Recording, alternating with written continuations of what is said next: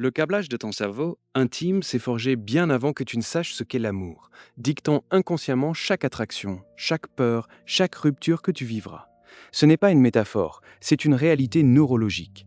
Tes schémas d'attachement, ces empreintes invisibles, décident de la danse de tes relations bien au-delà de ta volonté consciente. Ils sont l'architecture silencieuse de ton cœur. Dans cette exploration, tu vas saisir comment le trauma d'attachement, cette empreinte profonde issue de tes toutes premières interactions, n'est pas une simple blessure psychologique, mais un véritable ADN relationnel codé dans tes circuits neuronaux.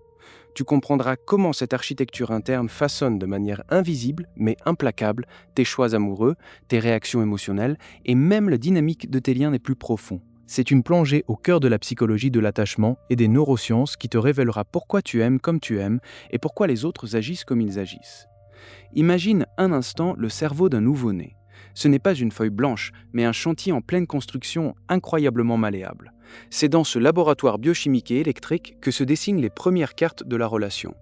John Bowlby, un pionnier de la psychologie, a postulé dès les années 1969 que les enfants développent des modèles internes opérants, MIO, de leur relation en fonction de la disponibilité et de la réactivité de leur figure d'attachement primaire. Si le parent répond de manière constante et aimante, l'enfant intériorise un modèle de sécurité. Le monde est un endroit fiable et il est digne d'amour. Son cerveau construit alors des réseaux neuronaux robustes pour la confiance et l'intimité saine. À l'inverse, une figure d'attachement incohérente, intrusive ou absente programme des modèles d'insécurité. Ces expériences initiales ne sont pas de simples souvenirs, elles sont des expériences sculptant littéralement l'architecture neuronale de notre système limbique et de notre cortex préfrontal, les régions clés de la régulation émotionnelle et de la prise de décision sociale. Des recherches comme celle de Gunnar et Cheetham en 2016 ont montré comment le stress précoce, lié à des carences d'attachement, peut altérer le développement de l'hippocampe et de l'amygdale, structure fondamentale pour la mémoire et la gestion de la peur. Ces modifications ne sont pas anecdotiques, elles deviennent les autoroutes neuronales par lesquelles toutes tes futures expériences relationnelles voyageront. Pense-y comme à un système d'exploitation interne, préchargé avec des règles et des attentes sur comment l'amour fonctionne et comment les autres vont réagir. Ce système, une fois installé, tourne en arrière-plan, filtrant chaque nouvelle interaction. La véritable révélation, c'est que ce système d'exploitation n'est pas juste une mémoire lointaine, il est activement rejoué encore et encore, à chaque fois que tu es confronté à l'intimité. Et c'est là que la compulsion de répétition entre en scène. Ce phénomène fascinant où ton inconscient te pousse à rejouer des scénarios familiers, même douloureux, dans tes relations actuelles. Pourquoi ton cerveau, apparemment si sophistiqué, ferait-il cela ? Parce qu'il cherche désespérément à résoudre l'énigme non résolue de ton passé. Si, par exemple, ton modèle interne opérant s'est construit sur l'idée que l'amour est synonyme d'abandon ou de lutte, tu seras inconsciemment attiré par des partenaires qui incarnent ces dynamiques, ou tu interpréteras leurs actions d'une manière qui confirme tes attentes préexistantes. Ce n'est pas de la malchance, c'est un mécanisme neurologique profond à l'œuvre. Imagine une personne qui, ayant expérimenté un attachement anxieux enfant, se sentait constamment inquiète de perdre l'attention de son parent. Adulte, avant de comprendre le kémikisme, elle choisissait inconsciemment des partenaires émotionnellement distants, puis se consumait d'anxiété à tenter de capter leur affection, revivant sans cesse la dynamique de la poursuite et de l'incertitude. Sa Before était une succession de relations épuisantes, où la moindre absence ou le moindre signe de distance était perçu comme un abandon imminent, déclenchant une cascade de peurs et de réactions disproportionnées, alors même que le partenaire n'avait pas l'intention de la rejeter. Son after, après avoir pris conscience de son schéma d'attachement anxieux, est une nouvelle capacité à identifier ce besoin excessif de validation externe, à mettre des mots sur son anxiété et à choisir des partenaires plus disponibles émotionnellement, ou à moduler ses propres réactions face à la distance naturelle dans une relation. Ou prends l'exemple d'une personne qui, avec un attachement évitant, a appris jeune que l'intimité était dangereuse ou que ses besoins n'étaient pas les bienvenus. Elle rejetait toute forme de rapprochement.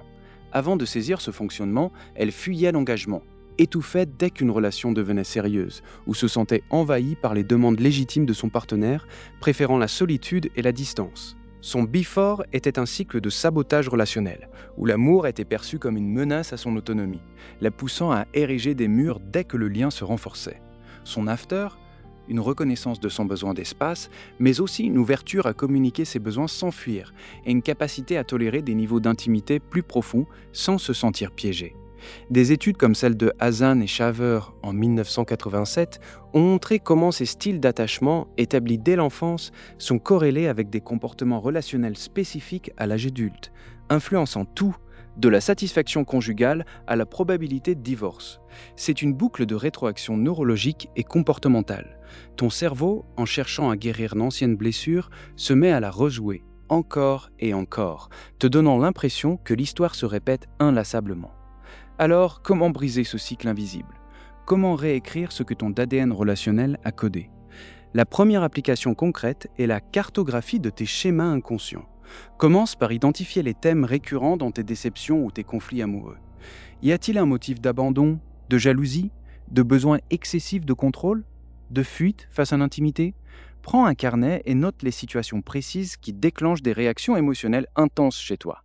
La panique quand ton partenaire ne répond pas immédiatement, l'irritation quand il ou elle veut plus de proximité, le sentiment de n'être jamais assez bien. L'objectif est de rendre conscient l'inconscient. En observant ces patterns, tu passes du mode acteur sans scénario au mode observateur averti. L'attachement insécure prospère dans l'ombre de l'ignorance. La simple illumination de ces mécanismes par l'observation peut déjà affaiblir leur emprise. Deuxièmement, pratique la décélération émotionnelle et la réponse consciente. Quand un déclencheur se présente, ton partenaire oublie un événement, se montre distant ou exprime un besoin que tu perçois comme une menace, au lieu de réagir immédiatement par réflexe, impose-toi une pause, très courte, juste quelques secondes. Reconnais la montée de l'émotion primaire, la peur, la colère, la honte. Demande-toi, est-ce mon modèle interne opérant qui est activé ou est-ce une menace réelle? Cette micro-pause est une fenêtre d'opportunité neuronale. Elle te permet d'interrompre le chemin neuronal habituel qui mène à la réaction préprogrammée.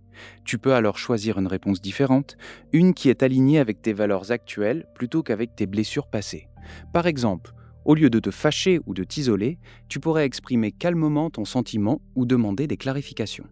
L'effet attendu est une diminution progressive de l'intensité de ces réactions réflexes et une augmentation de ton sentiment d'autonomie émotionnelle. Enfin, la troisième application cruciale est la modélisation d'attachement sécurisé.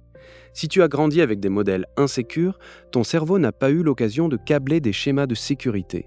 Tu peux consciemment rechercher et t'inspirer de relations saines autour de toi.